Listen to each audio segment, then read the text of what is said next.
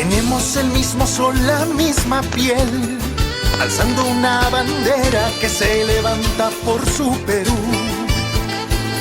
Nos inspira tu geografía, tu historia, tu cultura. Tenemos la fuerza para seguir y la esperanza para ser mejores. Con todo el alma, soy la ciencia, letras, arte, soy universidad. Soy la fuerza, el corazón de mi Perú, soy universidad. Con todo el alma, soy la ciencia, letras, arte, soy universidad. Soy la fuerza, el corazón de mi Perú, soy universidad.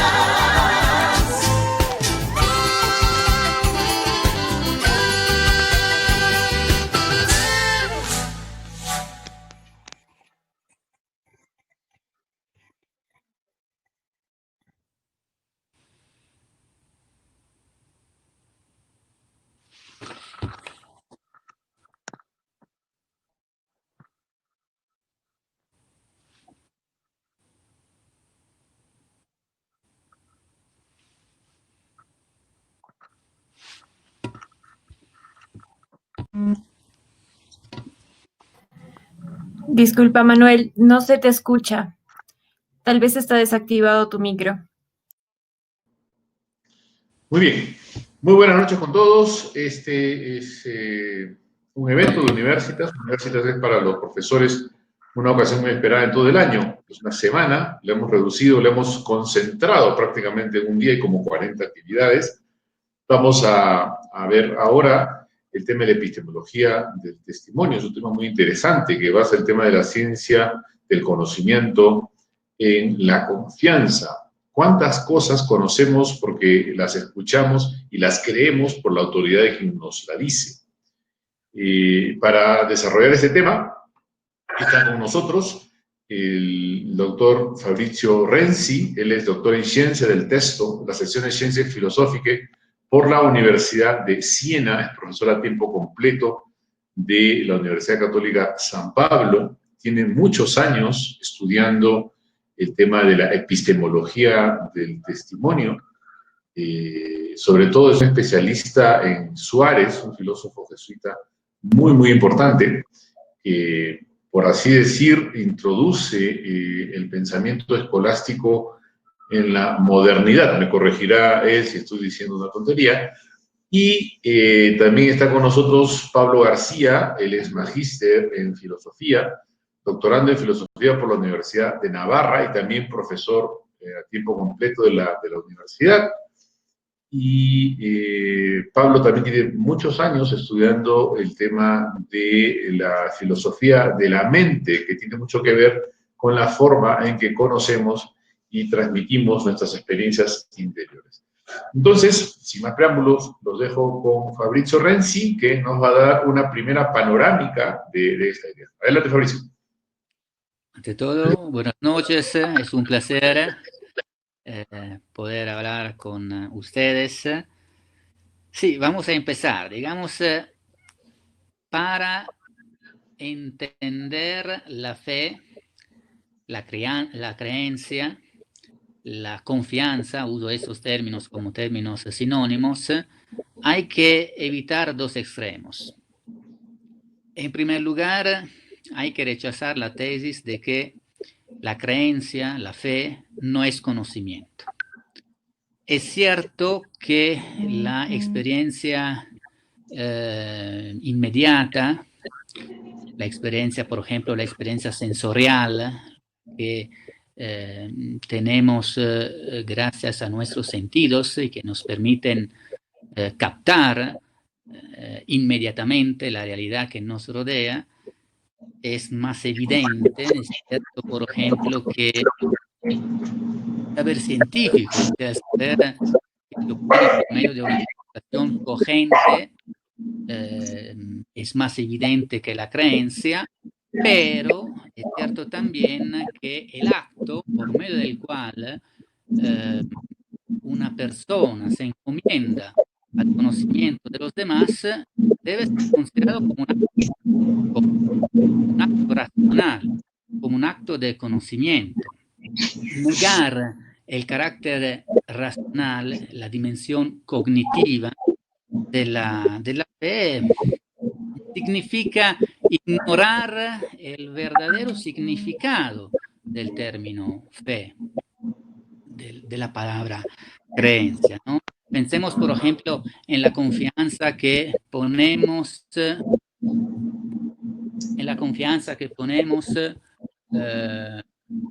cada vez que escuchamos el noticiero, las noticias, ¿no? La confianza que ponemos en los periodistas, ¿no? Cada vez que vemos las noticias, ¿no? El objetivo, ¿no?, que queremos alcanzar cada vez que escuchamos la noticia es conocer la realidad de las cosas, ¿no? Entonces, digamos que en línea de principio, la fe tiene una dimensión cognitiva, tiene una dimensión racional, ¿no? Es cierto que en muchos casos la confianza está mal puesta, pero es cierto también que estos casos no pueden representar el principio. Es decir, desde una perspectiva, desde la perspectiva de una cuestión de derecho, sí, hay que admitir el carácter racional, cognitivo de la fe, ¿no? Se puede decir también que el conocimiento es la forma normal, natural de la fe, aunque a menudo puede haber casos en los que no es bueno confiar en los demás. Estos casos, digamos, se verifican cuando el proceso cognitivo que la fe implica no alcanza su fin natural. Bueno, dicho esto, una vez dicho eso, también hay que rechazar la tesis opuesta, o sea, la tesis de que todo el saber humano se fundamenta en última instancia en el conocimiento que se puede obtener por medio de un testimonio, en la creencia. Es cierto que el testimonio está, digamos, en la base de la comunicación humana. Es cierto que cada vez que hablamos, nuestra palabra, en cierto sentido, es un testimonio, ¿no? Es cierto que el testimonio se coloca a nivel originario del lenguaje, pero es cierto también que la creencia, la fe, no puede constituir la condición de posibilidad de todos los demás conocimientos. Muy bien.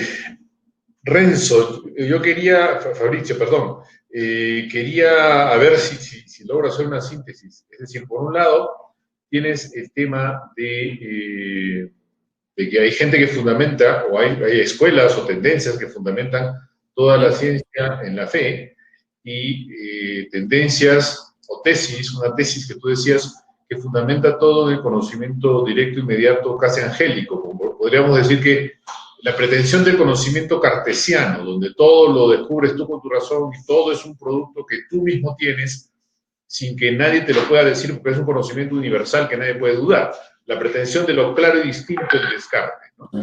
Ya, por otro lado, la pretensión de que solamente nos basemos en testimonios, ¿no? Sí, la pretensión, digamos, esa pretensión se fundamenta en la, digamos, vinculación estrecha entre testimonio y lenguaje. Porque algunos dicen, bueno, cada vez que hablamos, nuestra palabra, nuestros discursos son un testimonio. ¿Por qué? Porque no hay un automatismo directo entre lo que pensamos y lo que decimos.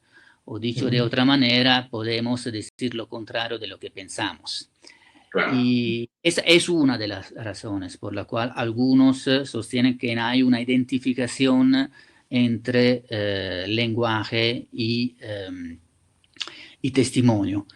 Y creo que tienen razón porque el testimonio está en la base de la comunicación humana, y la comunicación humana no es posible gracias al lenguaje. El problema es que no se puede aceptar la tesis de que todo nuestro saber se fundamenta en el conocimiento testimonial. Hay que distinguir, ¿no? Se puede decir a propósito del testimonio lo que Aristóteles decía a propósito de la demostración. Aristóteles sostiene que condición de la demostración es el hecho de que no todo puede ser demostrado, porque la demostración necesariamente implica un cierto conocimiento inmediato, el conocimiento de los principios a partir de los cuales se desarrolla la demostración. Nosotros podemos decir condición el conocimiento testimonial, digamos, no constituye el fundamento de todos los demás conocimientos. ¿Por qué? Porque el conocimiento testimonial necesariamente implica un cierto conocimiento directo, o sea, un conocimiento que el testigo posee gracias a sus personales recursos cognitivos, gracias a lo que ve personalmente. Experimentos de luz. Bien, Pablo, adelante, bienvenido. Bueno, muchas gracias por la invitación a compartir este momento para pensar juntos. Bueno, realmente es interesantísimo el tema, lo que plantea Fabricio, la importancia de distinguir distintos tipos de conocimiento de la realidad. Que en el fondo esto se fundamenta en la experiencia que tenemos todos nosotros del conocimiento de la realidad, ¿cierto? Como decían los fenomenólogos, hay que partir de la experiencia que tenemos cada uno de nosotros, y no con un sistema previo que quisiéramos aplicar a la realidad. Bueno, esto también se aplica al modo en que podemos explicar cómo conocemos los seres humanos. Y el conocimiento por testimonio forma parte de esa experiencia común que tenemos todos los hombres, de acceder a la verdad también gracias a la mediación de otra persona. Como decía Fabricio, no todo conocimiento se fundamenta en esto, porque es posible también un conocimiento inmediato, directo de la realidad, por parte de nosotros que conocemos, y también, por supuesto, del conocimiento inmediato y directo que tiene aquel que testimonia. A mí me resultaba interesante para pensar juntos también la vinculación entre el testimonio y la dimensión social de la persona, o cómo el testimonio fundamenta también la vida de una sociedad, sea de un país o de una comunidad más pequeña, cómo toda comunidad está fundada en la confianza en el testimonio del otro, y cómo también la desconfianza puede generar dificultades. Si basáramos toda relación en la desconfianza, cómo esto podría generar dificultades para la vida comunitaria, ¿cierto? Fabricio allí vincula también en su artículo la confianza, es decir, el carácter testimonial del otro, se relaciona esto con el modo de ser de la persona. Somos seres sociales, decía Aristóteles. Bueno, cómo el testimonio, entonces, es fundamento de la vida social, y por tanto forma parte de nuestro modo de ser, ¿cierto? Entonces yo quería... Sí, adelante, Fabricio. Sí, como digamos, ante todo, la confianza constituye una actitud natural, la actitud natural de cada individuo en el ámbito de la vida social. Sin la confianza, sin esta actitud natural, repito esta palabra, viviríamos en un estado de incertidumbre permanente que de hecho haría imposible la vida social. ¿no? Entonces, repito, puede haber casos en que la confianza está mal puesta, pero no es posible vivir sin fe. Y entre otros, por otra parte, la imposibilidad de vivir sin fe nos inscribe en una tradición social, no sea en una serie de verdades transmitidas por nuestros antepasados y acogidas en un contexto social. Entonces, puede haber muchos casos en que la confianza está mal puesta, pero sería ilógico pretender averiguar cada creencia cotidiana. Claro. Fabricio. La postura de la ilustración, ¿sí? Sí, yo quería justamente interrumpirte porque aquí en un texto tuyo que leímos, dices lo siguiente, ¿no? La fe en su sentido testimonial juega un papel fundamental en el campo del conocimiento científico. Por ejemplo, en el campo de la investigación histórica, donde se recurre siempre al testimonio. La fe juega un papel fundamental en el campo de la relación profesional, por ejemplo, entre psicólogo y paciente, podríamos decir también entre médico y paciente. Por lo tanto, creo que es importante también distinguir este tema de la fe como lo estamos hablando y que tiene la fe, digamos, en el sentido racional humano, tiene un componente moral indispensable, porque esa es la base de la confianza. ¿Cómo lo ves? Es verdad, la fe juega un papel fundamental en el campo de la ciencia, por ejemplo en el campo de la psicología, ¿no? Donde el paciente debe comunicar su experiencia interior, que por definición no se puede verificar desde fuera, ¿no? Hoy en día, digamos, en general, el conocimiento científico experimental, o sea, el conocimiento que se fundamenta en la observación, en la experimentación, goza de mucho prestigio, ¿no? Por sus aplicaciones prácticas, ¿no? En la edad moderna, el conocimiento científico experimental se ha considerado como la racionalidad misma. Pensemos, por ejemplo, en la famosa tesis de los neopositivistas, según la cual una proposición tiene sentido solo si es verificable empíricamente, solo si existe un método empírico para verificarla. Bueno, esta tesis neopositivista a su vez no puede ser verificada empíricamente. Esto para decir que el conocimiento científico y experimental, si se identifica con la racionalidad misma, se vuelve algo irracional. Entonces hay que valorar, ¿no? No solo el conocimiento científico experimental, sino también el conocimiento testimonial. Y bueno, como hay muchos campos en que los científicos se fundamentan en la fe, pero también nosotros, por ejemplo, creemos en los átomos, no porque hemos visto personalmente los átomos, porque confiamos en los científicos. Entonces hay que la pluralidad de los diversos niveles cognitivos, pero a la vez los diversos tipos de conocimiento están estrechamente vinculados entre sí. Claro, porque ahí se ve con claridad ¿sí? Sí. Quería comentarte, claro, ¿Me se pueden ve con escuchar? claridad. Sí. ¿Escuchamos?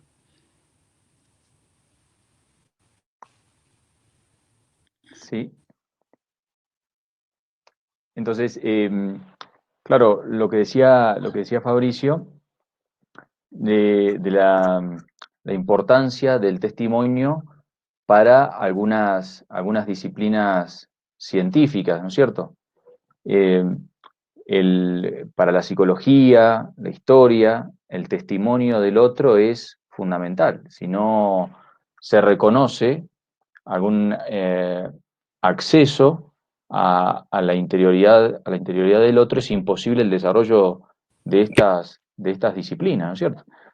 A veces incluso se ha pretendido evitar este camino de acceso a la interioridad del otro, aplicando las ciencias naturales al estudio también incluso de los estados mentales. Pretender, por ejemplo, estudiar o agotar la psicología en el estudio neurobiológico, que es uno de los riesgos que actualmente vemos en la psicología, en el fondo es negar esta distinción de conocimiento y pretender que el único conocimiento válido es el de la ciencia empírica. Entonces, una adecuada comprensión de la persona humana no puede agotarse en un único tipo de conocimiento. Ahora, ¿qué pasaría o qué pasa?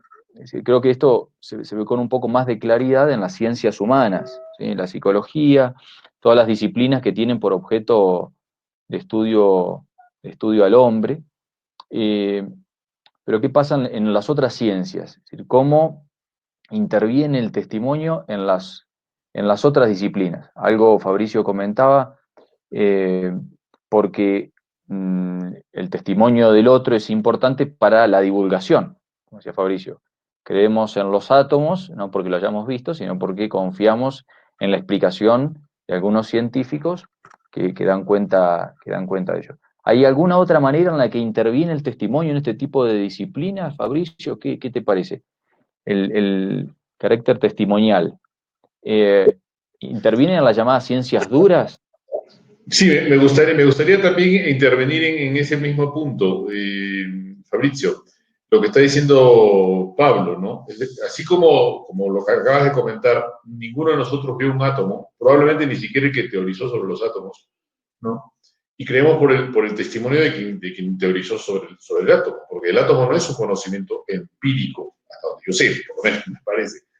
Y lo mismo podemos decir de muchísimas cosas, ¿no? Nosotros creemos que la Tierra es redonda, yo no sé si ustedes lo comprobaron, yo no, ¿no? Por allí, no sé si hemos hecho la medición de que el horizonte es curvo o algo por el estilo, o sea, a uno le parece razonable que los terraplanistas, por ejemplo, en realidad son los que niegan un testimonio, pues, asumido por todos como verdadero, y es el testimonio de los que, de una u otra manera, demostraron que la Tierra es redonda, por decirlo una cosa, ¿no? Que este tema de la divulgación, como dice Pablo, es un tema fundamental también en la ciencia. Sí, en ese caso sí, todo hoy en día es muy importante el conocimiento testimonial en el ámbito científico porque hay comunidades científicas, hay grupos que trabajan juntos y deben confiar en los demás. Y naturalmente hay que decir que la confianza, la fe, no tiene la misma evidencia que el conocimiento científico, que el saber científico, que el saber que se obtiene por medio de un testimonio. Entonces, en línea de principio, repito, el conocimiento, el saber científico es un conocimiento directo. O sea, ¿qué quiere decir un conocimiento directo? Es un conocimiento que se obtiene en virtud de la evidencia objetiva, de una evidencia que concierne al objeto conocido. Esto es muy importante. Entonces, en línea de principio hay que distinguir, sí, no, entre dos conocimientos. No estoy reduciendo el conocimiento científico al conocimiento testimonial. Solo estoy diciendo que hay una estrecha vinculación entre estos dos diferentes niveles cognitivos. Yo debería preguntarte algo. Hace unas horas, 2 horas, tuvimos un conversatorio sobre Michel de Foucault, ¿no? Y toda la tesis de Michel de Foucault de que es el poder el que determina la verdad. Hasta donde yo lo puedo ver, en la perspectiva de Foucault, el tema de la confianza es el tema más irrelevante de todos, y probablemente la confianza sea el vehículo por el cual el poder domina a la gente. Tú has citado en tu artículo también a un autor muy importante que de alguna manera es un objetor de lo que estás diciendo, como es Derrida. Para Derrida, hasta la verdad sería construida. ¿Qué opinas tú de estos autores o de estas perspectivas llamadas posmodernas o posilustradas, por las cuales el conocimiento es simplemente la vía del poder y por lo tanto no sería digno de confianza? Paradójicamente la ciencia sería desconfiar. Sí, en cuanto a la relación entre, digamos, el conocimiento y la intención de cada hombre de tener poder sobre los demás, estoy, digamos, completamente de acuerdo con Foucault, ¿no? También Aristóteles hablaba de la persuasión y decía sustancialmente que la persuasión, en general la intención de provocar, de producir una reacción por parte del interlocutor, es un fenómeno esencial para comprender la naturaleza del ser humano, entendido como ser que vive en sociedad y es capaz de comunicar, de hablar. Digamos que la capacidad de tener poder sobre el mundo, de tener poder sobre los demás por medio de la palabra, a través del lenguaje, sí, es un elemento constitutivo de la específica estructura cognitiva y emotiva del ser humano. En cuanto a Derrida sostiene que la confianza es la condición de posibilidad de cada vínculo social. La creencia es la condición de posibilidad de cada vínculo social, pero a la vez sostiene que la confianza de los hombres es confianza ciega, confianza sin ninguna garantía. ¿Por qué sostenía esta tesis? Porque decía que el testigo es el que sobrevive al hecho testimoniado, es el que existe más allá del hecho testimoniado. O sea, el testimonio concierne a un hecho del pasado ya perdido, nunca más recuperable en su presencia. Pues entonces decía, la fe, la creencia es inverificable, estructuralmente inverificable, y la inverificabilidad del testimonio interrumpe el flujo de la comunicación. ¿Cómo se puede contestar, replicar a esta, digamos, interpretación? Bueno, Derrida, que es un escéptico contemporáneo, ¿no? No valora el papel epistemológico que juega la calidad moral del testigo, que juega la fiabilidad del testigo. Y se puede subrayar el carácter racional del testimonio, del conocimiento testimonial,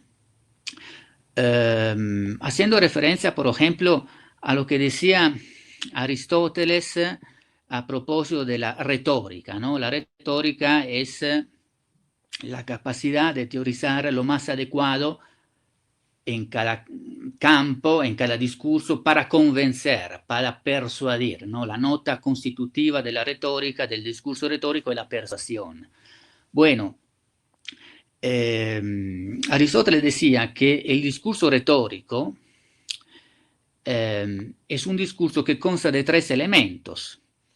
El que habla, ¿no? El orador, el que escucha, ¿no? El auditorio, y el objeto comunicado, ¿no? Y se puede encuadrar el conocimiento testimonial, la lógica del testimonio, dentro de la lógica del discurso retórico, porque en la antigua Grecia el orador, el testigo obraban en el mismo contexto. Bueno, cada uno de estos elementos, o sea, el orador, o el hablante, el que escucha, el oyente y el objeto comunicado, están estrechamente vinculados entre sí.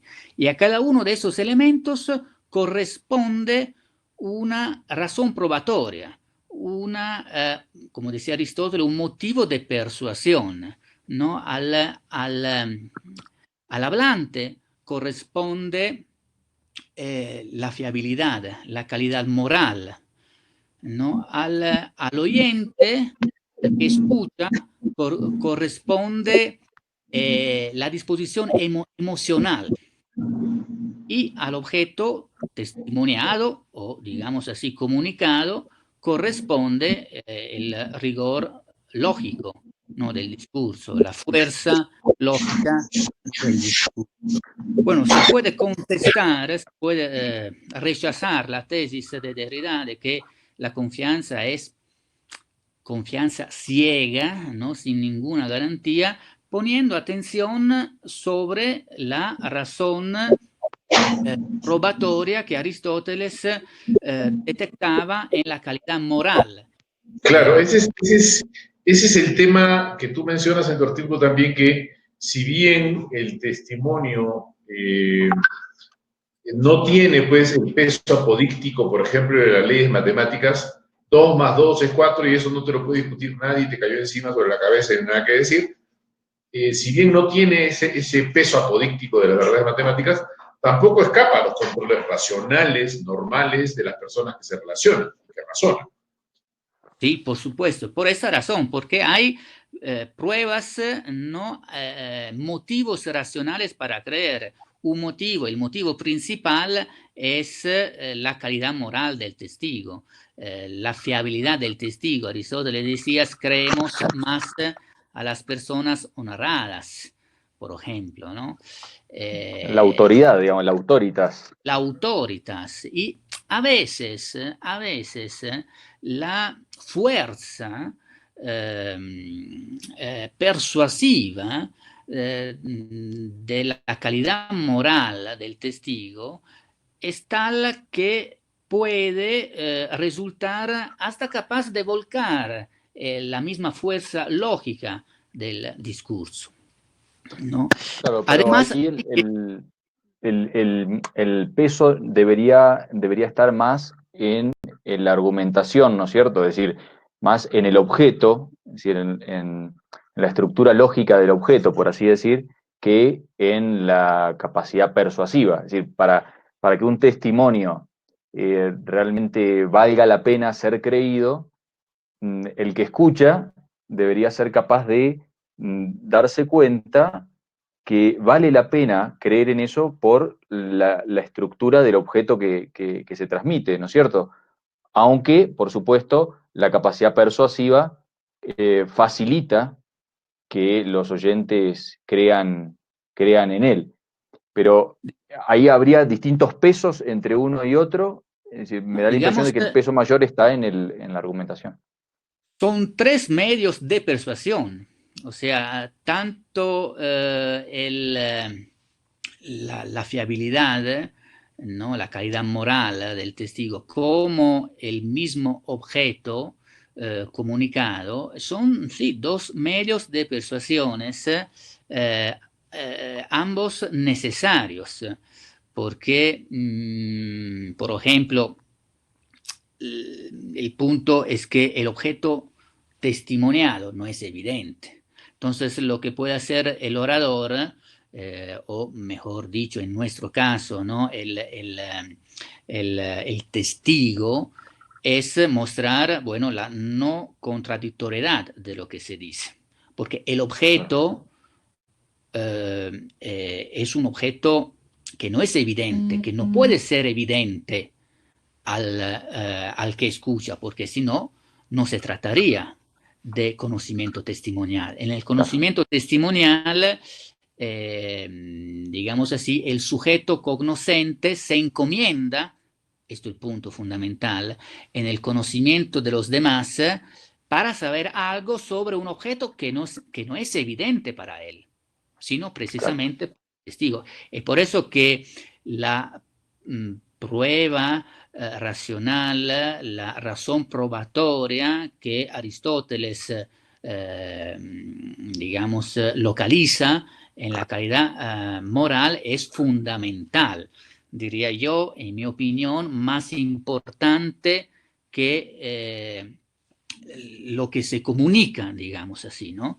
Tanto es así que a veces hay una relación estrecha entre la calidad moral, la fiabilidad y el discurso, pero no en el sentido de que el discurso debe ser coherente desde el punto de vista lógico, sino en el sentido de que, por ejemplo, la manera de construir un discurso, la manera de pronunciar ciertas palabras, la elección de las palabras, son medios que el orador, digamos, usa para digamos, construir su propia autoridad.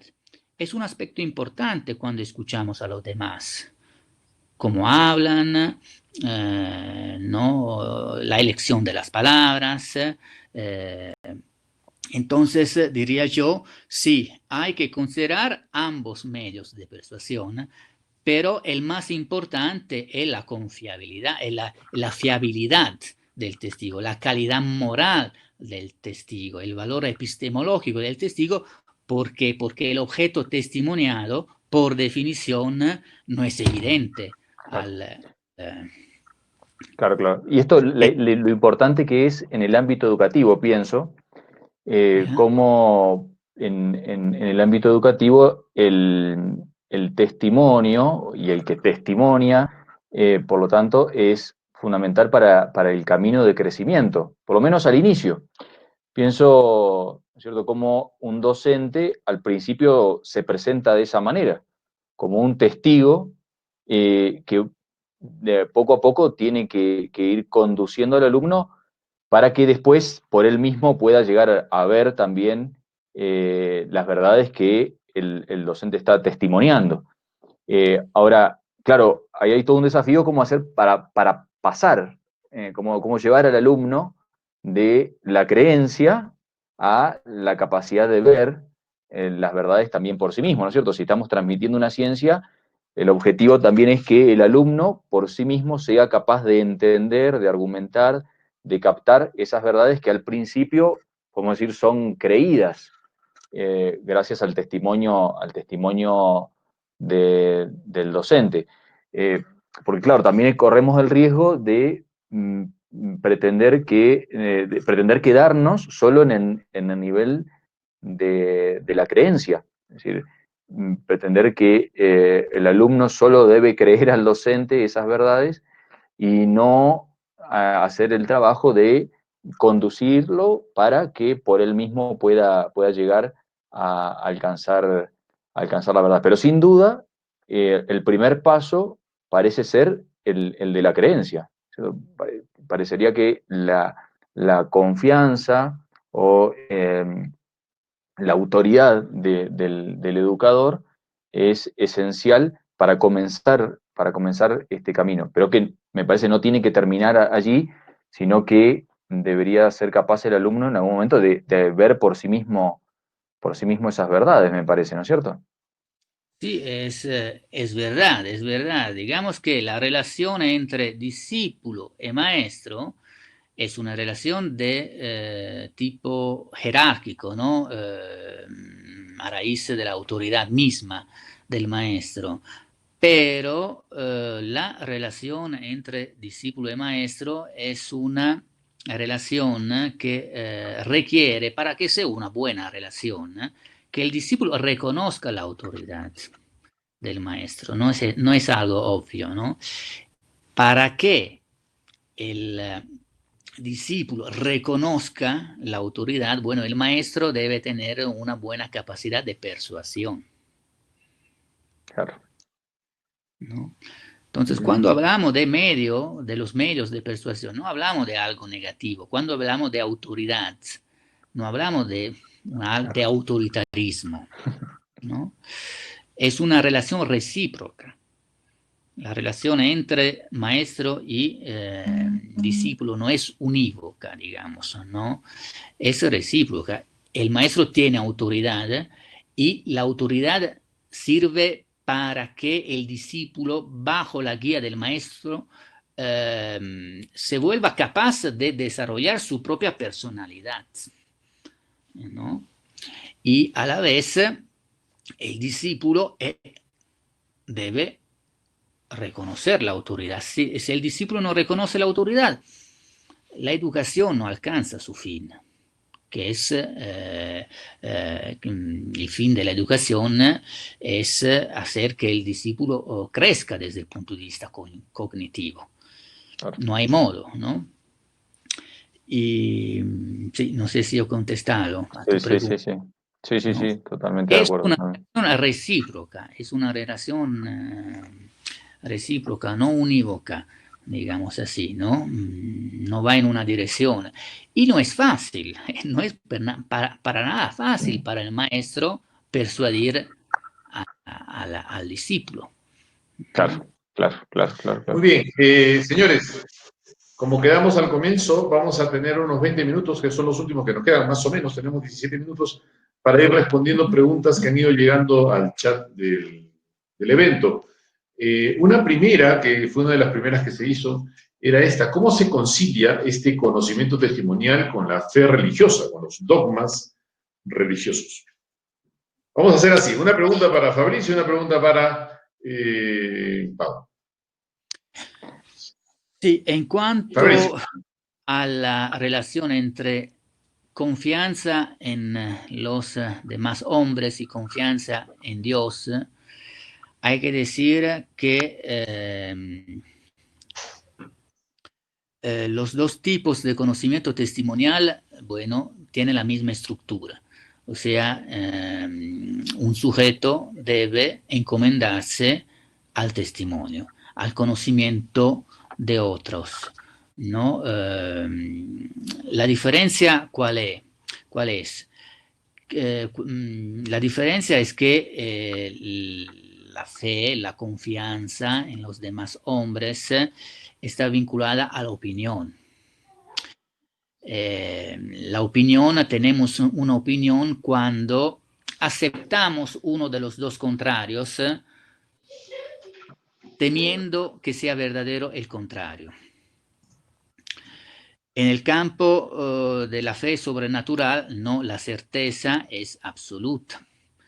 ¿No? La fe sobrenatural no está vinculada a la opinión.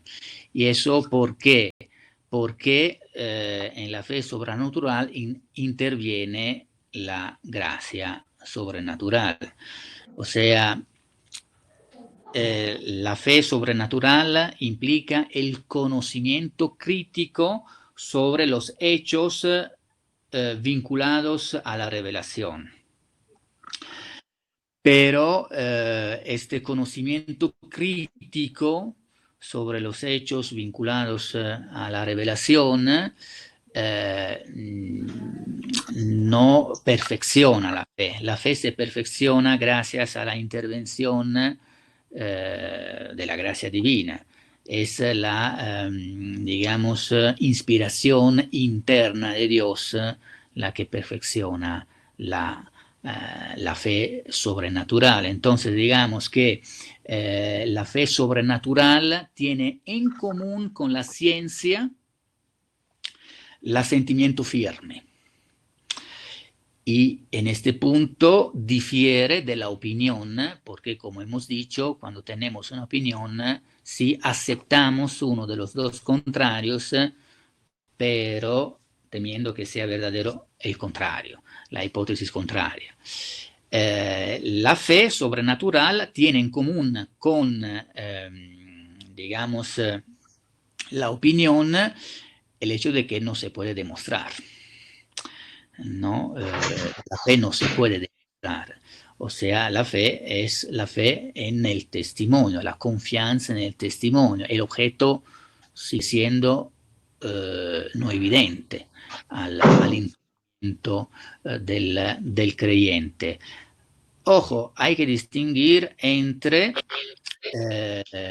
opinión y duda, porque a veces no se distingue. En el caso de la opinión, he dicho, nosotros damos nuestro asentimiento, ¿no? Si bien no estamos seguros, ¿no?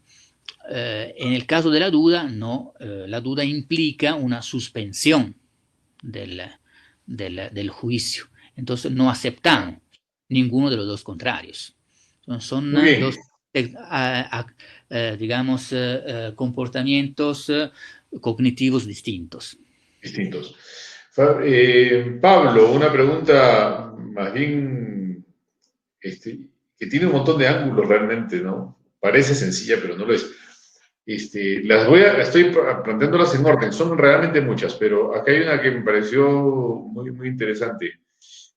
¿Por qué, dice uno de los asistentes, ¿a qué se debe el surgimiento de los terraplanistas en pleno 2020? ¿Es solo desconfianza o falta de rigor científico? La verdad que no sé si puedo responder por qué surgió esta inclinación justo ahora. Yo diría que, es decir, primero, creo que hay cosas que se pueden llegar hay algunas afirmaciones a las que se puede llegar con certeza. ¿Sí? No es que la cuestión de si la Tierra es plana o redonda no lo podemos llegar a saber absolutamente. Creo que es una cosa que sí podemos estar seguros de que no es plana la Tierra. Entonces, y no es una cuestión nueva, por las dudas, los medievales ya sabían que no era plana la Tierra. ¿Por qué surge ahora? Bueno, creo que también una de las posibles respuestas es que hay una cierta desconfianza de algunas propuestas científicas, o de las propuestas científicas en general. Después de un apogeo de la ciencia y de algunas pretensiones absolutistas de la ciencia experimental, Mauricio hablaba de estas corrientes hace un momento. Entonces, después del auge del neopositivismo, muchos comenzaron a dudar si realmente la ciencia podía explicar todo. Entonces ahora creo que estamos en una época más de desconfianza que de absolutización del conocimiento científico. Y claro, si esa desconfianza se lleva al extremo, podemos llegar a afirmar cosas como esta, ¿no es cierto? Que la Tierra es plana y cualquier cosa.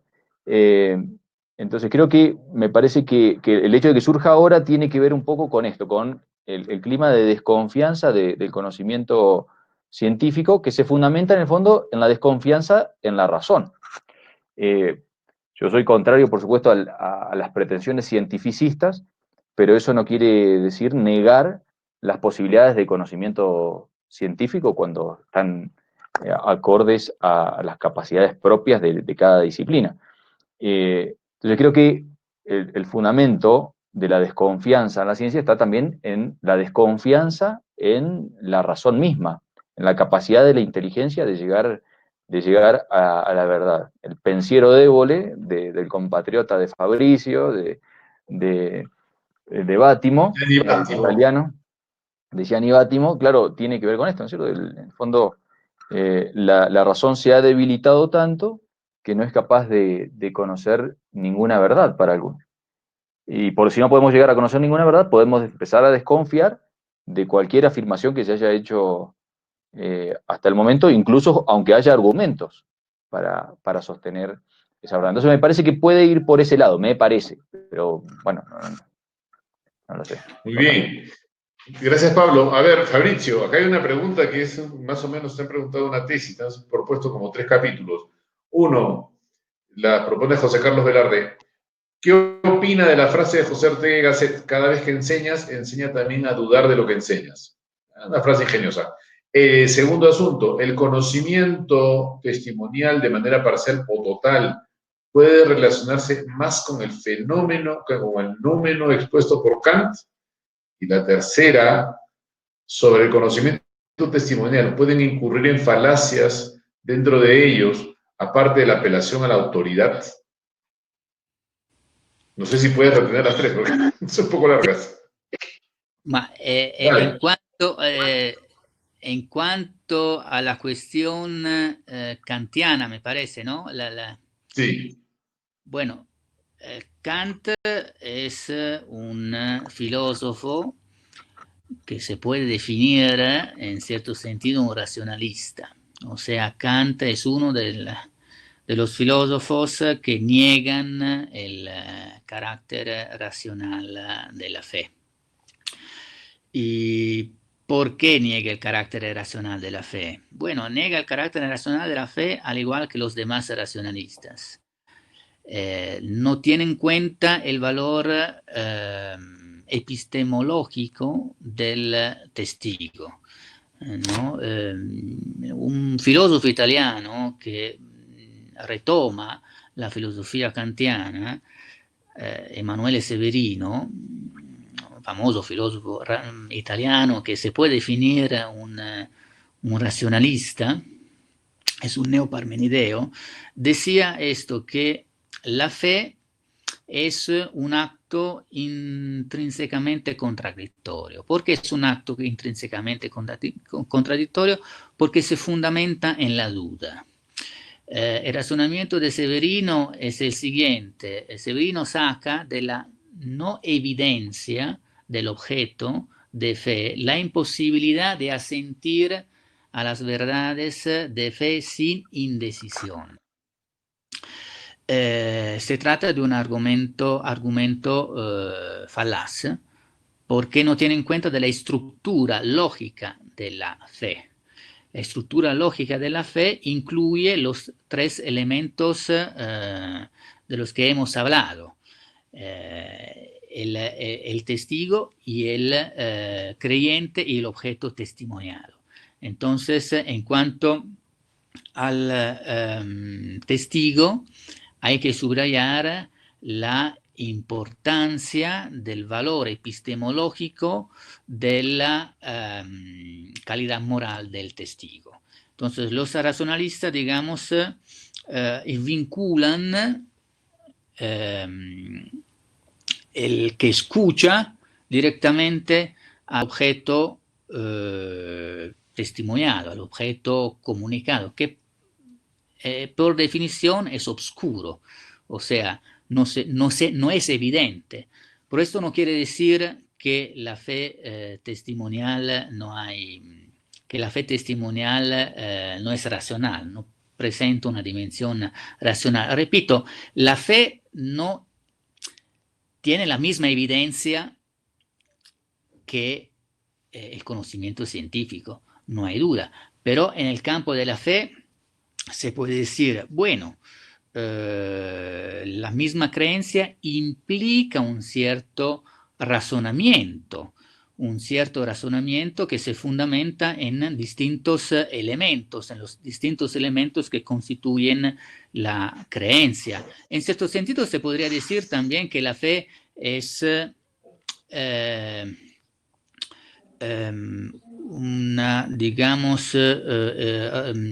es la conclusión de razonamientos retóricos. ¿No? El mismo Tomás de Aquino decía, bueno, la fe implica indagación, investigación, búsqueda, ¿no? Pensemos, por ejemplo, en la premisa del motivo de credibilidad relativo a la falsedad del robo del cuerpo de Jesús, ¿no? Según esta premisa, los primeros testigos que encontraron, que descubrieron la tumba vacía, fueron mujeres. Bueno, entonces, frente al hecho de que en aquella época las mujeres no se consideraban confiables, se puede desarrollar el siguiente razonamiento. Si los, digamos, evangelistas hubieran querido mentir, no escribir una falsedad, habría sido mejor para ellos decir que habían sido hombres los primeros en encontrar la tumba vacía. El hecho de que los evangelistas escriban que han sido mujeres demuestra su, digamos, su fiabilidad, ¿no? Eso es un razonamiento, no es un razonamiento científico, es un razonamiento retórico en el sentido de que es un razonamiento que tiene cuenta del contexto social de los hechos, ¿no? Muy bien. Tenemos que terminar pidiendo disculpas. Hay un montón de preguntas que se quedan en el tintero, que en verdad que responderlas sería muy interesante. Les agradezco a todos los que han asistido a este evento. Amigos, se nos acabó el tiempo. Realmente el tema pues es apasionante, ¿no? Porque tiene mucho que ver con la búsqueda de la verdad. La verdad no como una mera interpretación de alguien, sino que como una búsqueda ardua que implica todo, el testimonio, la experiencia, las capacidades cognitivas de cada uno, etcétera, y que nos ponen este gran reto a nosotros como universidad. Quiero agradecerle muchísimo a Fabricio, no solamente por estar en este evento, sino por el trabajo que hace. El estudio que él hace creo que es un estudio riguroso, serio, sobre este tema, que hoy es capital. En un mundo donde parece haber una dictadura del relativismo, un abandono de los principios fundamentales de la convivencia, el tema de la confianza y el testimonio es fundamental. Quiero agradecerle también a Pablo, igual, por el trabajo que hace, que en verdad es una investigación seria y rigurosa, y para todos los que nos escuchan, creo que una universidad tiene la obligación de trabajar estos temas, de ponerlos en vitrina, de ponerlos al servicio de todos. Todos podemos intervenir para preguntar, para entender y para profundizar, y también, obviamente, cómo no, para discrepar con altura y con inteligencia. Eso, amigos, ha sido un gusto estar en este evento. Muchísimas gracias a los dos. Y como decimos en el eslogan de la universidad, y también obviamente Universitas, seguimos juntos, seguimos conectados en muchísimos eventos interesantes. Nos encontramos en ellos. También un saludo para todos. Muchas gracias, muchas gracias. Muchas gracias. Hasta luego.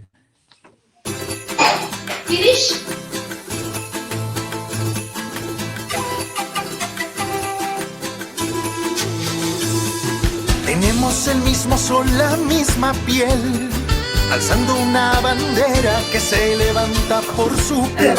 Muchas gracias, chicos, tuvo Nos monstruo. inspira tu geografía, tu historia, tu cultura. Tenemos la fuerza para seguir, la esperanza para ser mejores. Con todo el alma, soy la ciencia, letras, artes, soy universidad. Soy la fuerza, el corazón de mi Perú, soy universidad. Con todo el alma, soy la ciencia, letras, artes, soy universidad. Soy la fuerza, el corazón de mi Perú, soy universidad.